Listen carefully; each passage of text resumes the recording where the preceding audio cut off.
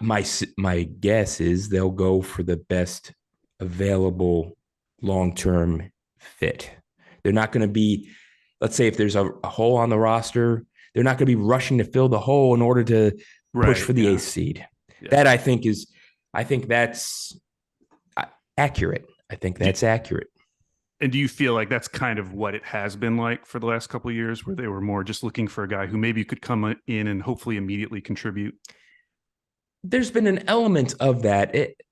But not fully. I don't think they expected Johnny Davis to set the world on fire uh, Yeah. when they drafted him. I don't think they expected him to struggle that much that soon.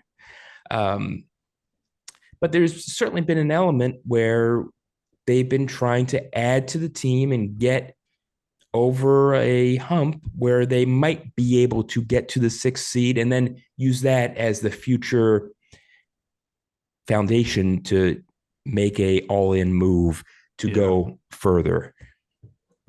I think this front office is going to have the approach that this is going to have to be rebuilt. That's my guess. That's my that's what my spidey sense is telling me. And I wanted to look at it real quick. Okay, so they just have one outgoing first round pick.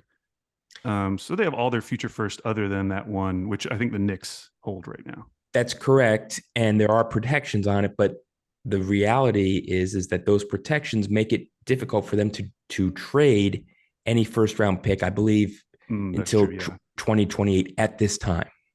So they are, if they were in the business of trying to get another all-star and compile all their first round pick, they can't do it.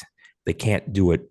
Um, so that was a problem for the preceding regime, and I think, but I don't think that they're going to be trying to go all in right now. Anyway, I think they're more likely to rebuild. Certainly, they're more likely to rebuild, and I think they will rebuild.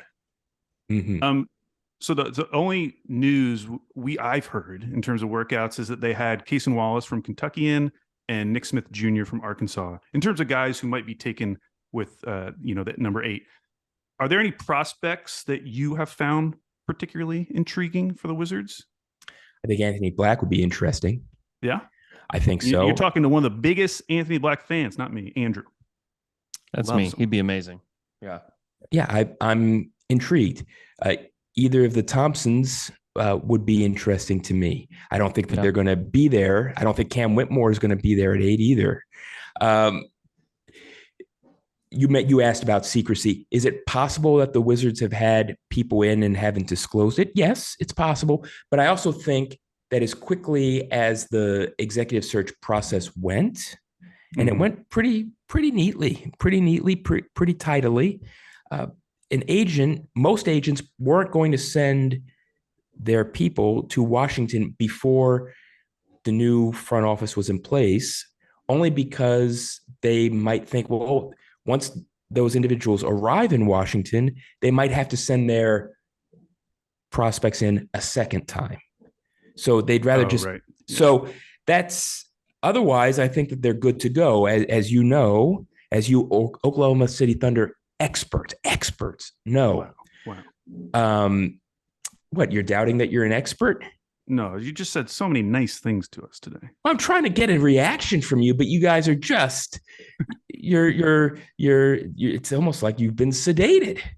I mean, I'm giving you my best stuff here, and you guys are, my God, it's never been this tough to make you guys laugh before. But you are Oklahoma City Thunder experts, and Will Dawkins was involved in the draft combine interviews. He's been scouting the draft for years. He's been at the Hoop Summit. Same with Travis Schlenk.